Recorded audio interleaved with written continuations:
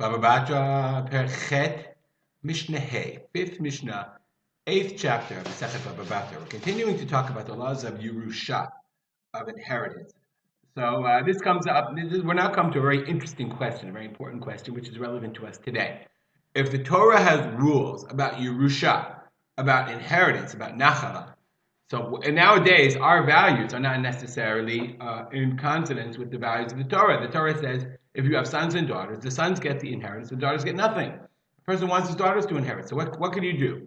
Says the Mishnah, Haomer ish ploni b'ni b'chor lo yitol pishnayim. Again, like a b'chor receives double portions. So if he has 4 sons, the oldest son gets 2/5 divided into 5, and then the oldest son gets double. So a guy says, my son the b'chor lo yitol pishnayim. I don't want him to have double. Or ish ploni b'ni lo yirash imechav. I'm writing Frank out of the will. He does my son Ploni. Lo yirash imechav. I don't want him to inherit with his brothers. Lo amar klum. You can't do that. You can't disinherit someone. Why? Shitna al mashakatu b'Torah. You are making a condition. You are making a condition al mashakatu b'Torah, on what's written in the Torah, and therefore, and you don't have the right to do that. You can't say that a rule the Torah imposed is not going to happen. More or less, moreover, by the time it's going to be relevant, you'll be dead. You say, I'm disinheriting you. I'm writing you out of the will. There is no such thing as a will in the Torah. Therefore, and moreover, therefore, it raises an interesting question because in secular law, there is such a thing as a will. I can determine who I want to inherit. So you're not allowed to do that. You can't lo amar klum according to the Torah. You're doing something that's against the value of the Torah. Therefore, there is this concept in Judaism called a halachic will. You can look it up on Google. There's all kinds of halachic will forms. There's a reason why you have a halachic will. The Agudas Achim of America, different communities, and the way you do it is by some form of using a gift, because we're going to see in the Mishnah that you can get around inheritance by doing the following. Your person is on his deathbed and he wants to lechalek, to divide up his property to his sons al piv, by his mouth, verbally. So you can say, Frank, I want you to have the house. Johnny, I want you to have the whatever. Riba le'echad, umeit le'echad, riba le'rabot. He gave a lot to one. Mi'at, mi'et. He gave a little less to one another. He gave him nothing. V'yishval le'emet ha'bechor. He can say, I want everyone to have it equally. Devarav kayamim. Then his words are kayamim. Why is Dvarav kayamim? Says about Tinur. There isn't. This isn't called conditioning of the Torah says. A person can give as a gift to his property to anyone he wants before he dies. Meaning Yerusha, inheritance, is only the bequeathing of a person's estate after he's no longer living. But while the person is living, he can give whatever he wants. So the halachic will forms, basically, in essence, what they do is there's a way of giving all my property to one person, and you're saying, in lieu of, I want you to divide it up based on my will. That's basically a halachic will form. And it's not like going like this. It's not like usurping what the Torah wants, because the Torah says inheritance is only after you die. Dividing after you die is against the Torah, but giving gifts is not against the Torah at all. Okay, we're going to see like how we look at these things, or writing people out of wills in the end of the Mishnah. The Amar Mishum Yerusha Lo Amar Klum. But if he says, he's dying, and instead of saying as a gift, but he says, Frank, I want you to inherit Lo Amar Klum. Then he didn't say anything, because again, that's a violation of the Torah. Kata bein batchila, bein be'emsa, bein basof mishum matana. Dvarav kayamim. He writes a quote unquote will, a tzava'a, a final will and testament. But he writes, Frank, I want you to inherit this as a gift.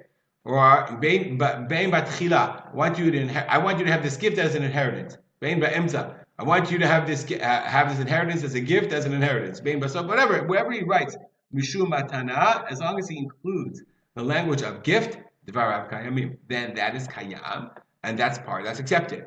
Ha'omer, similarly, okay, ha'ish plon yosheni b'makom bat sheyesh li. Okay, the guy has only daughters, so he says, I want my brother to inherit me b'makom sheyesh li bat, as a daughter. He didn't even say that. He says he has a daughter. He says, yeah, I want Frank to inherit me, my brother Frank. Or biti yosheni b'makom sheyesh ben. He's got a son and a daughter, and his daughter is like, running the business, and his son is a shmendrik who's like, down on whatever. He can't do anything. So he says, "Biti tirsheni, I want my daughter to inherit me." Lo amar klum, Shitna Mashakatu Batra. He didn't say anything because he is making conditions against a rule established in the Torah. So now Rabbi Yochanan ben Baruch, by the way, this the commentaries, the Gemara says this Haomer is also Rabbi Yochanan ben Baruch. So Rabbi Yochanan ben Baruch continues and says, but im amar al mishahu ra'ui liyarsho devarav kayamim ve'al misha ein ra'ui liyarsho ein devarav kayamim. Meaning Rabbi Yochanan ben Baruch says the following. Okay, Rabbi Yochanan second.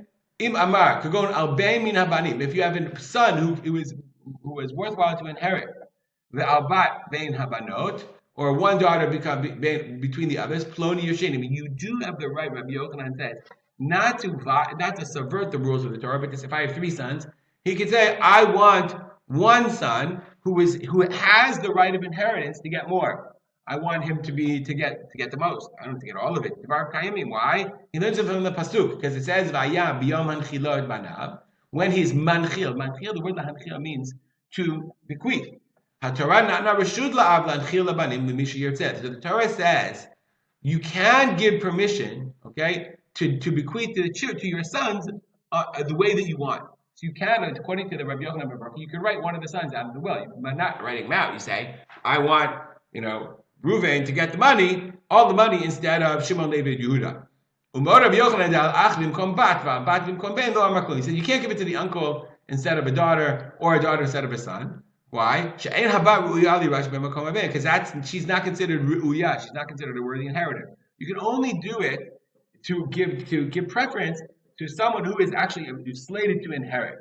Okay. Also, you can't say the bechor it doesn't get double, etc., etc. Interestingly. So it's not, the rules are not totally fixed. You have room to give your preferences within those who are slated to inherit you. Okay? But if you have a favorite nephew who is not supposed to inherit you, that doesn't count. Your words are not kayamim. We don't honor that inheritance. Meaning halachically, if a person writes a will, that's not considered halachic. Beitin, the sons can take it to Beitin and say sorry. That's against the value of the Torah. So let's say a person says he can't stand his sons, so he writes his property. He gives the property as a gift to other people. So it's right. I can give a gift. He gives a gift to other people as a gift, and he leaves his sons with nothing. Masha asa asui, but what you did. Halachically you can do it, but. The spirit of the Chachamim isn't noach, isn't pleasant for them. Chachamim don't like such a thing. Why? The Batra says, let's say your sons don't act appropriately. Maybe you'll have good grandchildren. You don't want to give your estate away because your hard work. You want your descendants to have the money.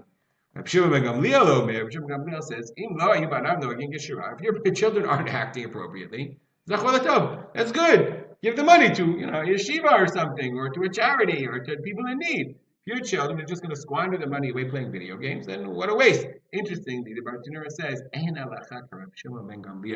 we don't pass them like Rabbi Shimon ben Gamliel. It's interesting that there's a halacha of who the chachamim monach. It's not what you can do it. Everybody agrees you can do it. Do we think it's a good thing or a bad thing? We don't pass it like Rabbi Shimon ben Gamliel. We possibly think it's not a good thing.